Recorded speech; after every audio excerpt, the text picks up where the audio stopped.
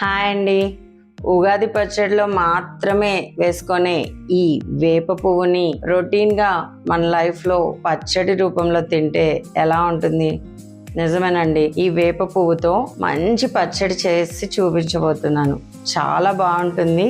ఉగాది పచ్చడికే కాదు, డైలీ కూడా మనం చేసుకోవచ్చు. ఈ వేప పువ్వుని మొగ్గలు లేకుండా కేవలం వేప పువ్వుని మాత్రమే విడిపించుకొని కడిగి బాగా మంచి పొడి కాటన్ క్లాత్ మీద ఆరబెట్టేసుకోవాలండి.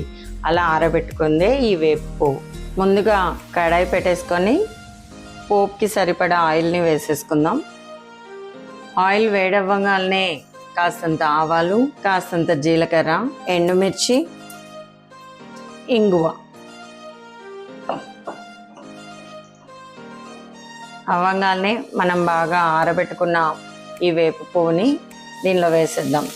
ఇది మనం దగ్గరుండి సిమ్లో పెట్టుకొని వేపుకోవాలండి, లేకపోతే హై ఫ్లేమ్ మీద మనం వేపితే పువ్వు మాడిపోతుంది. అందుకని మనం తక్కువ మంట మీద దీన్ని ఫ్రై చేసుకోవాల్సి ఉంటుంది. ఇలా ఒక 5 to 10 minutes పడుతుందండి. ఇది బాగా రోస్ట్ అవ్వాలి. ఇలా గోల్డెన్ బ్రౌన్ కలర్లో వచ్చే వరకు బాగా సిమ్లో పెట్టేసుకొని బాగా వేపుకోవాలండి.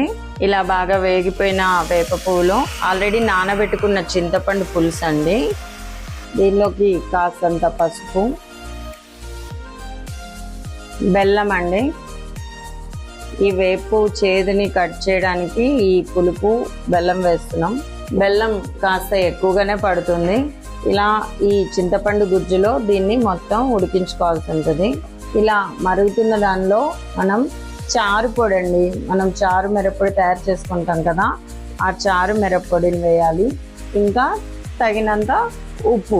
బాగా చిక్కగా అయ్యేంత వరకు కలుపుతూనే ఉండాలండి. లైక్ మనకు చింతపండు పులిహోర పేస్ట్ చేస్తాం కదా, ఆ విధంగా చేసుకోవాలి. అంతేనండి.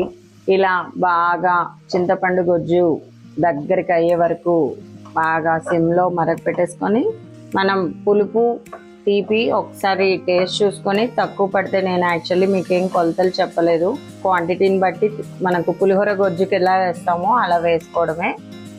తక్కువ అయితే మళ్ళీ మనం కావాలంటే యాడ్ చేసుకోవచ్చు. ఇలా చేయడం వల్ల వేప పువ్వు చింతపండు గుజ్జులోకి వెళ్ళి ఆ చేదు అనేది మొత్తం డైల్యూట్ అవుతుందండి. That's it. దీన్ని మనం ఒక బౌల్లో తీసేసుకుందాం. చూసారా, ఎంతో ఫాస్ట్గా అయిపోయే ఈ వేపు పచ్చడిని తింటే కూడా అంతే రుచిగా ఉంటుందండి. ట్రై చేస్తారా?